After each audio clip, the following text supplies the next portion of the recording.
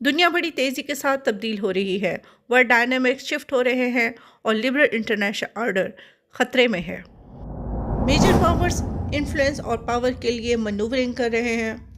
इसी कंटेक्स्ट के साथ यूनाइटेड स्टेट ने अपनी 2025 की नेशनल सिक्योरिटी स्ट्रेटजी रिलीज़ कर दी है, जो कि एक 33 पेजेस का डॉक्यूमेंट है। यूनाइटेड स्टेट्स में national security strategy every 4 to 5 years release की जाती है।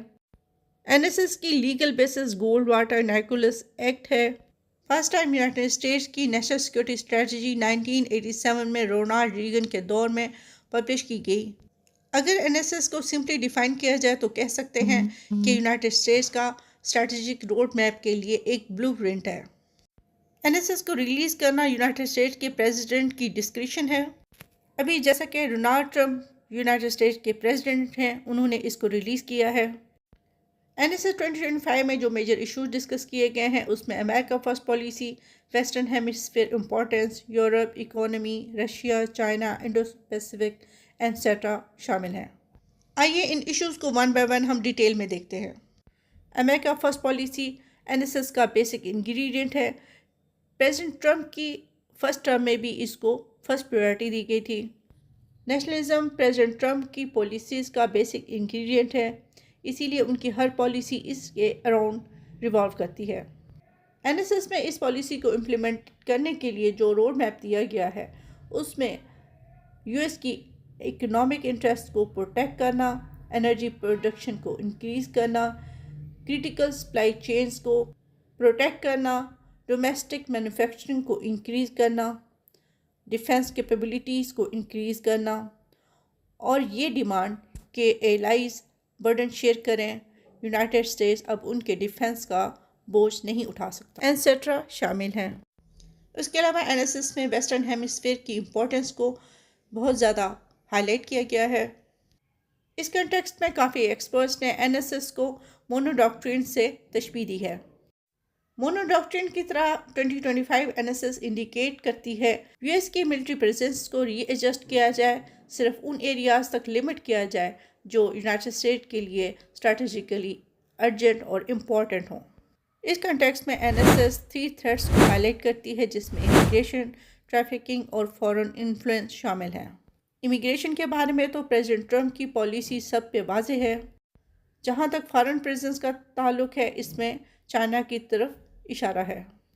चाइना लैटिन अमेरिका और नियर बाय रीजन्स में अपनी प्रेजेंस को बढ़ा रहा है। चाइना की इस स्ट्रेटजी के पीछे जो बेसिक मोटिवेशंस हैं उसमें trade, investment, BRI reach, food security, natural resources access etcetera शामिल हैं।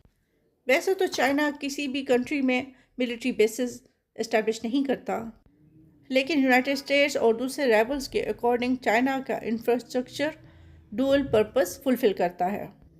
इसके अलावा एनएसएस यूरोप के लिए बिल्कुल भी खुश आइन नहीं है। एनएसएस में यूरोप के लिए ऑफेंसिव लैंग्वेज यूज़ की गई है। एनएसएस क्लेम करती है कि यूरोप में नेशनल आइडेंटिटी क्राइसिस चल रहा है। उसके साथ ही एनएसएस यूनाइटेड स्टेट्स को सजेस्ट करती है कि वो यूरोप में पैट्रियाटिक या नेशनल मूवमेंट्स को सपोर्ट करें। ट्रंप एडमिनिस्ट्रेशन ने यूरोप को पहले ही अपनी पॉलिसीज़ की वजह से इनसिक्योर कर दिया है। ट्रेड और टैरिफ इश्यूज़ के अलावा यूनाइटेड स्टेट्स ने ये क्लेम किया है कि यूक्रेन या फिर यूरोप में दूसरे कॉन्फ्लिक्ट्स यूरोप के पर्सनल इश्यूज़ हैं, इसके लिए यूनाइटेड स्टेट मज़ीद इन्वेस्ट नहीं करेगा। यूनाइटेड स्टेट की इस पॉलिसी की वजह से यूरोप इस बात पे मजबूर हो गया है कि अपने डिफेंस स्पेंडिंग को इंक्रीज़ करे। इसके साथ ही चाइना पे एनएसएस ने ये इस्टेब्लिश किया है कि चाइना सेंट्रल थ्रेट है, लेकिन ये कि यूनाइटेड स्टेट्स चाइना के साथ आइडियोलॉजिकल वॉर्स नहीं चाहता, बल्कि फेयर ट्रेड इकोनॉमिक बैलेंस चाहता है। लेकिन इसके साथ साथ पॉलिसी मिलिट्री एग्रेशन की सिचुएशन के लिए अपनी कैपेबिलिटीज़ को इंक्रीज़ करने पे भी जोर देती है। एनएसएस में चाइना के अगेंस्ट रिटोरिक को लाइट सा सॉफ्टन करने के पीछे मेजर वजह ये हो सकती है कि ट्रंप अपनी ट्रेड पॉलिसी का बैकलैश देख चुका है। इसके साथ साथ एनएसएस इंडो पैसिफिक की इम्पोर्टेंस पे को भी जोर देती है और इसके पीछे मेजर ऑब्जेक्टिव यही है कि चाइना को काउंटर करना है।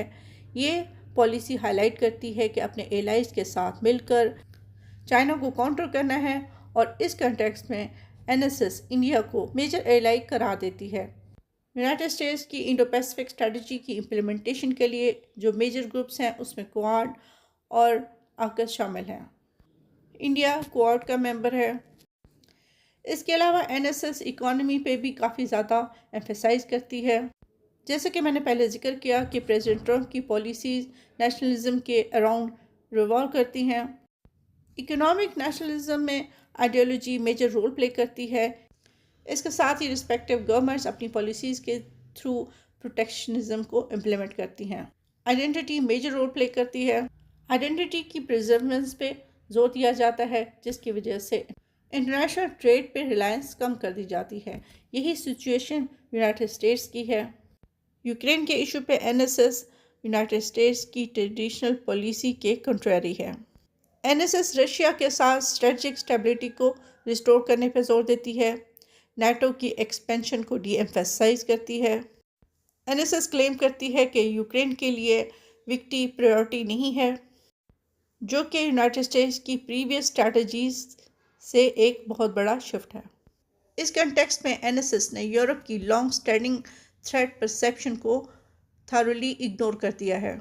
इसके साथ ही एनएसएस रशिया के लिए कंसिलिएटरी टोन रिफ्लेक्ट करती है। ये कहा जा सकता है कि एनएसएस रशिया की इंटरेस्ट के साथ एलाइन करती है, specially regarding limiting NATO expansion. Russia ने ऑफिशियली एनएसएस को वेलकम भी किया है। अब हम देखते हैं कि डिफरेंट क्वार्टर से एनएसएस पे क्या रिस्पॉन्सेज आए। जर्मनी ने इसको यूरोप के कंटेक्स्ट में अनएक्सेप्टेबल करार दिया है। फ्रांस ने एनएसएस में दिए गए आइडियोलॉजिकल स्टांस को ब्रूटल करार दिया है।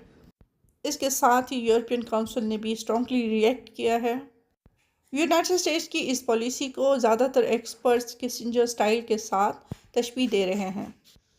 In line with Kissinger policy, NSS balance of power पर जोर देती है, रियल पॉलिटिक को रीइंफोर्स करती है, ट्रांजैक्शनल या फिर इंटरेस्ट बेस्ड अलायंसेस को प्रेफर करती है, चाइना और रशिया के साथ इंटरेस्ट बेस्ड को एग्जिस्टेंस को एम्फेसाइज करती है।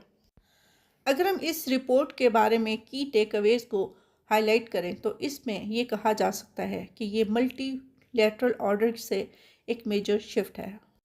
इंटरेस्ट को अचीव करने के लिए लार्जर अलायंसेस की बजाय बायलैटरल डील्स को प्रेफर किया जाएगा। Contrary to US previous policies, NSS ने सॉफ्ट पावर को साइडलाइन कर दिया है। यूएस एनएसएस 2025 का मिडल ईस्ट पे लिमिटेड फोकस है।